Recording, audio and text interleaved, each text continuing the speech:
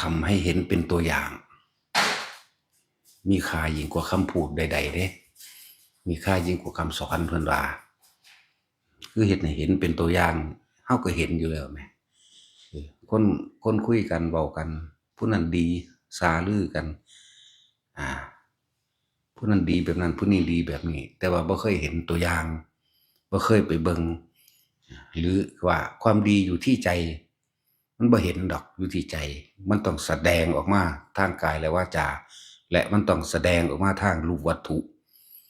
จับต้องได้กินได้อยู่ได้ความดีจริงๆมันนั่นน่ะมันต้องสร้างเป็นรูปธรรมให้เห็นได้นั่นแหละคือเฮาเฮ็ดอยู่เดี๋ยวนี้แหละต้นไม้เฮาปลูกก็กินได้นี่ความดีอยู่ที่ใจบ่บาดนี้มันเลยเกิดกลายเป็นวาทกรรมวาทะในการชักจูงชักชวนซื่อๆได้อันพวกมีแต่วาทกรรมแต่ว่าบ่มีรูปธรรมอันเกิดขึ้นจากวาทกรรมและจังว่าความดีมันต้องกินได้เห็นได้จับต้องได้อยู่ได้ห่มผ้าได้นอนได้เนื่องจากว่าคือเฮาเฮ็ดกุฏินี่แหละอยู่ได้ห่มผ้าได้กินได้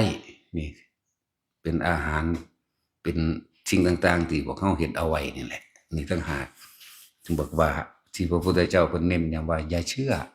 พอได้ยินได้ฟังสืบต่อกันมาอย่าเชื่อเพราะว่าเพียงแค่ตาเห็นนี่มันลึกเข้าไปอีกแล้วล่ะตาเฮาเห็นเขาเฮ็ดนี่ตาเฮาเห็นเขาเฮ็ดคือเฮาเฮ็ดกระดาษออกจากป่าเฮาเฮ็ดปากกาเฮาเฮ็ดก้อนหินเฮาเฮ็ดสิ่งนั้นสิ่งนี้ออกได้เข้าได้เพิ่นยังบ่ทันได้เชื่อเด้ขนาดตาเห็นอยู่ดีจนกว่าว่าตัวเองจะทดสอบทดลองด้วยตัวเองถ้าตัวเองเฮ็ดเป็นแล้วเชื่อไม่เชื่อก็ช่างได้บาดนี่เพิ่นขนาดนั้นเด้ตัวเองเฮ็ดเป็นแล้วจะเชื่อหรือไม่เชื่อก็ช่างเพราะนั้นมันเป็นความจริงที่ตัวเองเข้าไปถึงตัวจริงมันนั่นล่ะจึงว่า มีแต่ข่าวลือว่าผู้นั้นดีผู้นั้นเก่งผู้นั้นแบบนั้นนี่เสียสละความเสียสละจริงๆมันต้องกินได้เว้าเรื่อยๆอยู่ดอกอันนี้กินได้จับต้องได้สัมผัสได้อิ่มได้ขี่รถไปมาได้พิสูจน์ได้ด้วยทุกอย่างนั่นแหละจังว่าเฮ็ดให้เห็นเป็นตัวอย่างมีค่ายิ่งกว่าคำสอนทำให้เห็นเป็นตัวอย่างมีค่ายิ่งกว่าคำพูดใดๆมันเห็นมันจับต้องได้มันสัมผัสได้มันกินได้มันดมได้มันห่มผ้านุ่งห่มได้ลักษณะนี้ถึงว่าบัดนี้ เป็นการพิสูจน์คำพูดเป็นการพิสูจน์คำว่าความดีมีในใจจังว่าพวกเขานั้นเพิ่นเน้นย้ำอีหยังเน้นย้ำให้พวกเขาเป็นเองคำสอนพระพุทธเจ้านั้นเพิ่นเน้นย้ำให้พวกเขาเป็นเองรู้เองเห็นเองเป็นเองจะเชื่อหรือไม่เชื่อหรือจะยึดหรือไม่ยึดจะปล่อยหรือไม่ปล่อยก็ขึ้นอยู่กับตัวเองคนส่วนมากโดยนิสัยต้องการให้คนอื่นช่วยเหลือตัวเองอยากให้ผู้อื่นทำให้อยู่ซื่อๆก็อยากรวยแต่ว่าอยากให้คนอื่นเอามาให้โลดอยากได้บ้านสวยๆงามๆแต่ว่าบ่สร้างเหตุอยากคนสร้างให้โลดอยากได้ดินอยากได้รถอยากได้นั่นอยากได้นี่แม้กระทั่งเจ็บไข้ได้ป่วยก็อยากให้เขาเป่าให้เศร้าทีเดียวโลดนี่คือความเคยชินความของสัตว์ทั้งหลายมักง่ายบ่รู้จักคำว่าตนเป็นที่พึ่งของตนตามความเป็นจริงตนต้องเป็นที่พึ่งของตนทุกสิ่งทุกอย่างที่เขาเจ้าได้มาที่เขาเจ้าสำเร็จมาถ้าอยากรู้ว่าเขาเจ้าสำเร็จมาแบบใดไปศึกษานำเขาเจ้าจ้ะบ่แม่นอิจฉาบ่แม่นริษยาบ่แม่นไปกล่าวตู่ใส่ร้ายให้เกิดให้ผู้อื่นเสียหายอยากรู้ว่าคนผู้นี้ปลูกมักลิ้นจี่ลำไยสำเร็จแนวใดก็ไปถามเขาพวกเจ้าเตรียมดินแนวใดซื้อพันธุ์มันอยู่ไสพันธุ์ใดรักษาบำรุงรักษาแบบใดมันคือเป็นหมากดกแท้นี่ก็ไปถามผู้เขาเจ้าเฮ็ด ในจังว่าบัดนตาเฮาเห็นอยู่นี่เฮ็ดจังใดเฮาสิเฮ็ดเป็นเฮ็ดได้คือเขานี่นั่นจังว่า ตัวอย่างที่ดีเฮาก็ต้องหาตัวอย่างที่ดีที่เขาพาเฮ็ดพาทำได้อีกอย่างหนึ่งที่สำคัญอีกอย่างหนึ่งก็คือผู้นำฝึกตนเองแล้วจึงฝึกผู้อื่นได้ด้วยเด้แต่เฮ็ดบ่เป็นมันบ่อาจสามารถสิไปตอบคำถามหรือชี้แจงข้อสงสัยต่างๆให้ผู้อื่นได้เด้แต่เจ้าของบ่เป็นนั่นแหละฝึกตนดีแล้วจึงฝึกผู้อื่นได้ด้วยเด้แต่ว่าพวกเขาให้เมื่อได้ยินได้ฟังแล้วพอใจในคำสอนพอใจในแนวทางเพิ่นเฮ็ดให้เห็นแล้วเพิ่นเฮ็ดให้เห็นเป็นตัวอย่างดีมีค่ายิ่งกว่าคำสอนใดๆแล้วทีนี้ตัวเองต้องทำให้เป็นคือเพิ่นเด้และคนเฮาถ้าจะช่วยเหลือบุคคลผู้อื่นตัวเองต้องแข็งแรงยืนในที่สูงแล้วมีกำลังมากพร้อมว่าสิดึงคนที่ล้มลุกขึ้นตัวเองต้องอยู่ที่มั่นคงถาวรกว่าดึงขึ้นตัวเองก็บ่หวั่นไหวพร้อมคนที่ช่วยเหลือผู้อื่นตัวเขาก็ไม่หวั่นไหวกำลังกายกำลังใจของเขาก็หนักแน่นและมั่นคงเด้บ่แม่นว่าอยู่ซื่อๆก็อยากเว้าไปตามจินตนาการอยากเฮ็ดไปตามความคิดเห็นของเจ้าของนั่นแหละ ฉะนั้นเพิ่นจึงเน้นย้ำให้พวกเฮาฝึกตนเองรู้ด้วยตนเองเห็นด้วยตนเองเป็นด้วยตนเองเข้าสู่สถานการณ์จริงอยู่ในประสบการณ์จริงสถานการณ์จริงลงพื้นที่จริงบ่แม่นว่าไปแค่ว่าไปอ่านมาไปจำมาแล้วก็เอามาคุยกันแล้วก็จินตนาการเอาสรุปเอาด้วยความเห็นตนเป็นใหญ่และต้องไปหาครูที่ดีผู้เพิ่นเฮ็ดให้เบิ่งเฮ็ดให้เห็นได้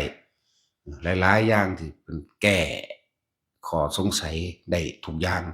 เพราะว่าเพิ่นฝึกตัวเองมาดีพอแห้งเพิ่นจังสามารถที่สิแนะนำผู้อื่นได้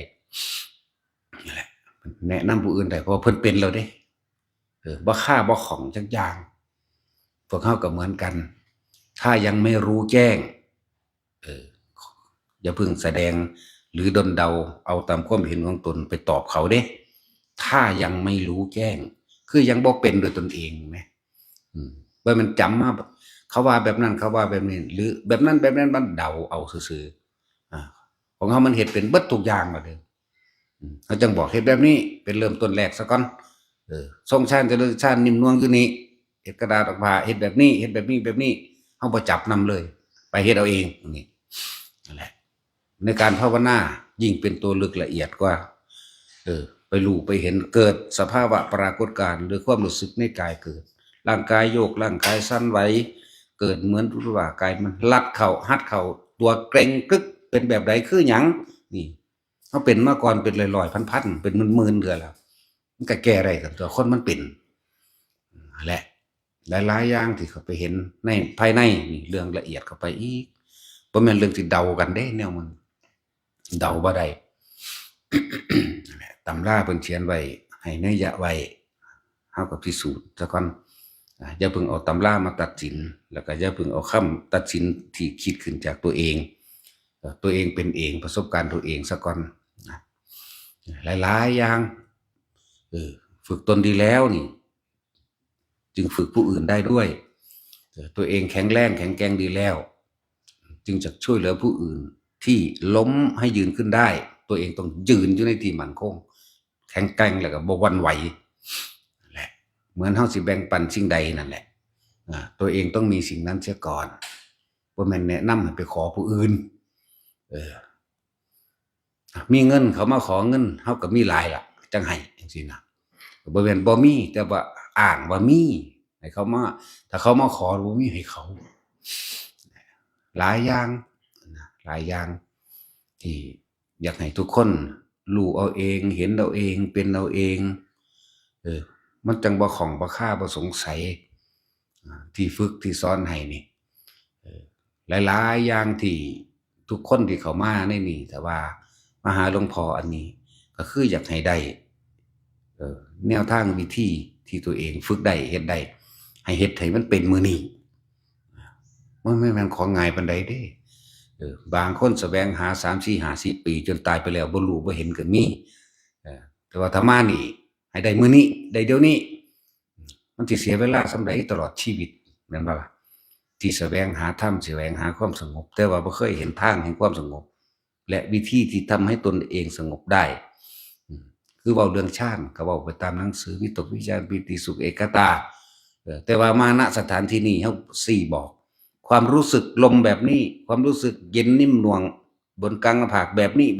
แล้วไปเริ่มต้นครับนี่แหละคือสิ่งที่เราต้องการทุกคนมาพิสูจน์ด้วยตนเอง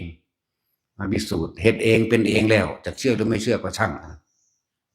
ตัวเองก็ไปพัฒนาเจ้าของเองต่อไปจึงว่าทำให้เห็นเป็นตัวอย่างมีค่ายิ่งกว่าคำพูดใดๆแต่ว่าถึงกระนั้นก็ยังไม่สู้ว่าตัวเองทำเป็นด้วยตนเองเด้หลายๆอย่างที่เราให้ทดสอบทดลองผู้ใดชำนาญทางใดก็แนะให้ไปฝึกกับผู้นั้นกุศโลบายของแต่ละคนไม่เหมือนกันพวกคือยังเขาว่าไปเว้ามาจังใดทางใดบุหลวงพ่อรักษาโรคหลวงพ่อบ่ได้รักษาโรคมาฮอดมาล้ออยู่มาล้อจากไหนหลวงพ่อรักษาโรคว่าซั่นสมาธิรักษาโรคให้รักษาโดยตนเองให้มาฝึกมาหัดปฏิบัติโดยตนเองหลวงพ่อบ่ได้รักษาโรคเขาไปว่ามาแต่ทางใดบัดนี้มีคนมาแนะนำให้บ่แม่นหลวงพ่อรักษาโรคเด้เพิ่นสอนสมาธิรักษาโรคโดยวิธีการทรงเจริญฌานหรือดึงเอาอาการปิตินั้นๆนี่ต่างๆมาเพื่อเป็นเครื่องประคองปรับธาตุหุ้ยปานนั้นบ่รักษาโรคตัวกูมาบ่นะก็จังซั่นแล้วเป็นไผตัวกับผู้อื่นเพิ่นตัวเนาะโกหกตัวนั้นไม่ใช่ตั๋วรถเมล์รถไฟเขาโกหกมา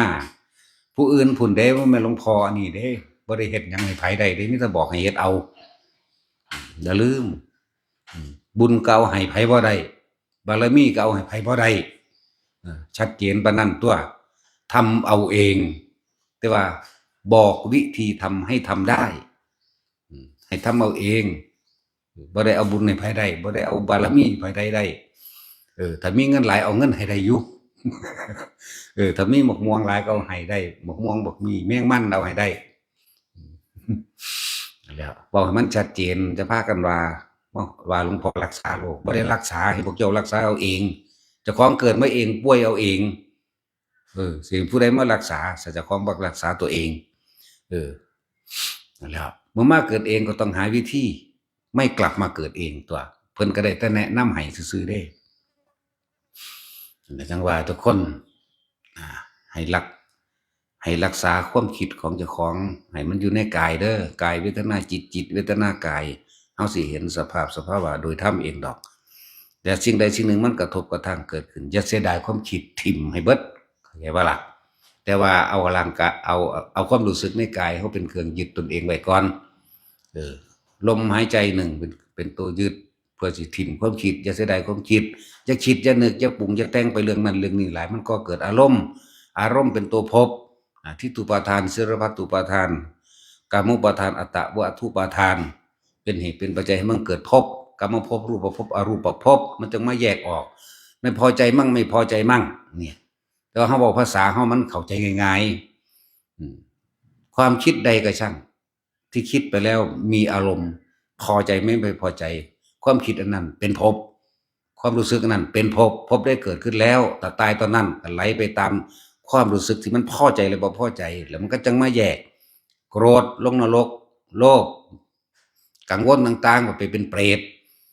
หวงสิ่งของตลอดทั้งหลงไหลในทรัพย์สินเลือกส่วนใดหน้าสมบัติภัสถานต่างๆเอาไปอวดไปอ้างคนนั่นละเดรัจฉาน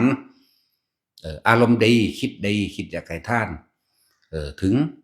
นึกถึงบุญหรือบทสวดนั้นนี่ก็ไปสวรรค์ทรงฌานเจริญฌานจับอาการปิติตนเองได้ตายในขณะนั้นก็ไปพรหมโลกยิ่งเข้าไปก็นั่นรู้ลมหายใจเข้าออกทรงฌานเจริญฌานความคิดเกิดขึ้นไม่ได้ตายในขณะนั้นไปนิพพานนี่ก็บอกทางให้ได้จังซี่จังว่าพวกเขาไปเฮ็ดเอาไม่มีไผเฮ็ดให้ไผได้สิ่งนี้นะ เอาง่ายๆโลดน่ะกินข้าวอิ่มแทนกันบ่ได้เออแต่ว่าบอกว่าอาหารอยู่ในครัวนั่นบอกได้อยู่แต่สิไปกินให้กินบ่ได้กินน้ำอิ่มแทนกันบ่ได้กินข้าวอิ่มแทนกันบ่ได้เจ็บปวดแทนกันก็บ่ได้หายใจแทนกันก็บ่ได้ตายแทนกันก็บ่ได้เออเกิดแทนกันก็บ่ได้จากว่าล่ะเมื่อมาเกิดเองก็ต้องตัวเองก็ต้องหาวิธีบ่เกิดเอง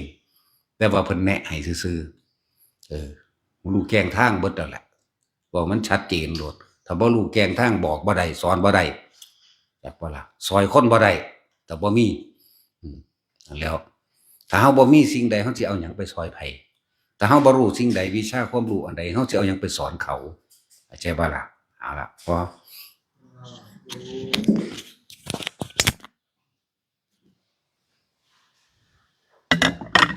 วาริวะหาปุราปริเรนติ